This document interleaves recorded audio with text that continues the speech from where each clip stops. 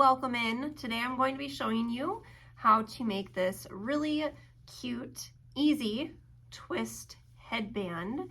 I will show you the materials and it's a pretty easy tutorial. Make sure that you subscribe to my channel so you get notified about new videos and new tutorials. I want to show you guys the texture up close a little bit because I'm going to be showing you how to work this stitch. I went ahead and actually made a headband already, and I'm going to show you, I'm going to make it along. And that one's right here. It is using the same stitch, just in a solid yarn, so you can kind of see, you know, how that stitch works up. Now, when I actually go through to finish up the project, I'm going to be showing you on this, but for the materials, let's jump into that. Now, materials are pretty simple. You just want a 4-weight yarn. The yarn that I used is a universal yarn. I will put that in the description box down below. You will also need a 5.5 or an eye hook. I'm using a Furls crochet hook. They are my favorite. And then you will need a tapestry needle. You don't need a ton of yarn. You should be able to get away doing this with like some scrap yarn. So let's go ahead and jump into the tutorial. Now, to begin, we do just want to start with a slip knot, just like that. If you don't know how to do a slip knot, unfortunately, I don't think I have a video for that yet, but there are a ton online. I'm sorry about that. I have some pen on my thing. For demonstration purposes on showing you guys how to do the stitch, I'm just going to do a small swatch, but for the headband, you will want to chain 70. Do an additional 1 chain here. And then we're going to yarn over and into the next chain from our hook right here. So we're skipping 1. We're going to place a half double crochet. So go in, pull up a loop. You'll have 3 on your hook, yarn over, and go through all 3 loops. Now we're going to do that all the way down. You want to make sure that by the end of this you'll have an even number, but we'll check that in just a moment. So just simply do half double crochets all the way across your chain, making sure that it doesn't get twisted or anything as you're going down. We will be working in rows, so we will not be working in the round or anything like that, which makes it a little bit easier. So make your half double crochets and meet me back here, for row 2. Now moving on to round 2, here's where the fun starts happening. So we are actually going to chain up 2 stitches and turn our work. Now we are going to skip this stitch because we're going to count this as our first stitch. Let's pull my yarn up here. Okay, so we're going to skip 2 stitches for this first. So we're going to skip 1, we're going to skip 2.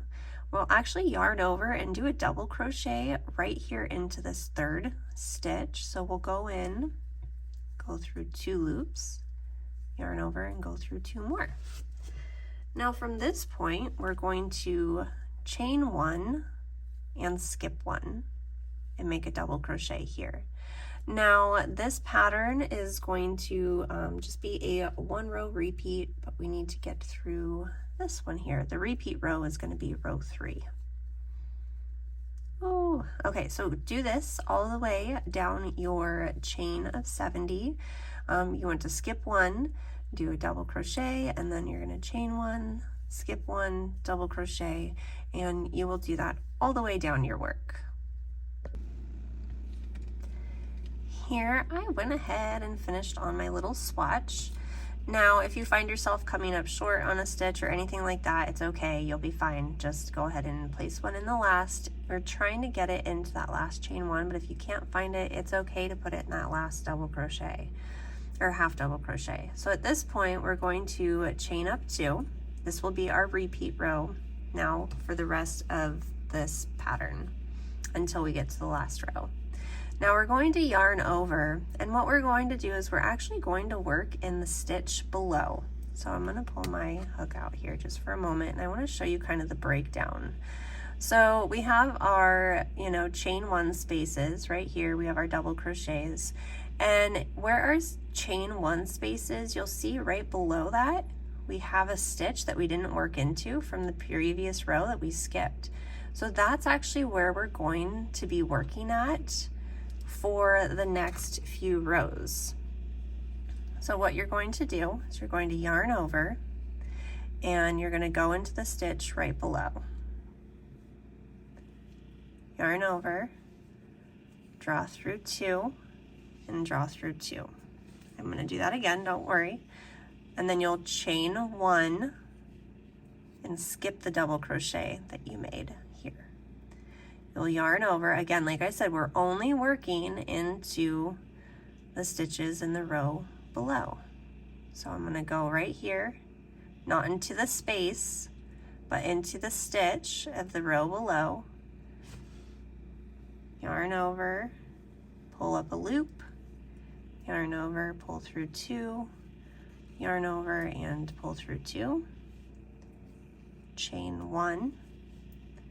We're going to skip this double crochet, then we're going to work in the double or the half double crochet, this little stitch right here underneath. And make sure that you're working into the stitch and not the space. Chain up 1, skip, go here, and this is going to be your repeat, and you will do this all the way to the end of your row. Go ahead and do that and meet me back here. When you get to the end here, you'll do a chain 1 and you will actually work a double crochet right here into like this chain space. Oh no, into the chain space right there. Okay, now you'll chain 2, turn your work, and this is for row 4 and all the following rows. I'm going to tell you how many rows we're going to do in just a moment. Now yarn over and go into the stitch, oh no, into the stitch below like we did in the previous row. Chain up 1, yarn over. So you'll see here that we have the double crochet stitch right there from the row below. So that is where we will be working. You will be working in these stitches here, again, not in the space, not in the double crochet, but into the row below. You want to do this, again, this is just a swatch size. Yours will be much bigger. You can do as many rows as you would like, but on this one, I believe I did 13 rows of those drop stitches, or the longer stitches, 1, 2, 3, 4, 5, 6, 7, 8, 9, 10, 11. So I did 11, but I would say do 12 rows of this part of the pattern, and then you'll have your half double crochet at first. So total, you'll have 13 rows in total. And then meet me back here so that I can kind of show you how to finish off the edge. I actually need to go back and fix this one because I messed up on the pattern. We're gonna go ahead and do this part to close it up, because right now, if you were to look at it, it would just kind of look like this. You would still have the spaces. So we're gonna go ahead and close that up now. Now let's say for demonstration purposes, you have your 13 rows done and you are ready to finish off. You're ready to finish off your headband. You're going to do the same that you did for the other rows. You'll chain up 2 and turn your work. You will work into the stitch below when we have the chain right here. So into your first stitch, you will work a double crochet. And then the difference between the last row and the repeat rows is you are actually going to work a single crochet into the double crochet of the previous, right here. So that's the difference. Instead of chaining and skipping, we're not doing that. We're just going to work a single crochet. Now we're going to yarn over and we're going to work a double crochet back into the space right here of the, the row below, just like we did before. So we're trying to close up this gap right here. So now into this double crochet, we will do a single crochet. And then into the space, we'll work below. So go ahead and do that all the way across your work. Meet me back here and we are going to sew it together and finish up this headband. All right, at this point, I am switched over to the piece that I have already made using the stitch, and this is what it looks like. Sorry about the dog hair. We have our first row of half double crochets, and then we have our 1, 2, 3, 4, 5, 6, 7, 8, 9, 10, 11. I guess I got 11 there, and then your final row. So what we want to do to finish this off is get your tapestry needle. When you cut off, you know, try to leave a long enough tail. If you didn't, just go ahead and grab another piece. Now, the way that we close this up is we are going to align the far corner together with this far corner, and we're going to kind of fold it, just like that. I hope that made sense. We're gonna do it again. We're gonna take it from a flat panel. We're gonna kind of put it in the middle here. We're going to line them up, and if you were to hold them like this, we are now just going to slide it down and off center it, okay? But you wanna make sure that your end is up on the side. So I guess we're gonna slide it up. Now that we're halfway, we're simply just going to fold the pieces, okay? That's how easy it is. Now at this point, you grab your tapestry needle, and you want to go into the furthest parts of the stitches, just like that, and pull it through. Now we're just going to work back and forth, just making sure that you are going through all of the layers. You're sewing all the pieces together, just like this. Just back and forth, that's all you gotta do. Boop, boop, boop. Where did I come out? And then you just wanna try to make sure that your stitches are pretty close. I like to, you know, do this. I'll go through one way and get to this side, and then I'm gonna work my way back. So do that. Meet me back here, guys. When you get to the end, just leave yourself a little loopy-de-loop and go ahead and make a knot. And I like to make another knot. You can do a couple of them. My end is still really long here.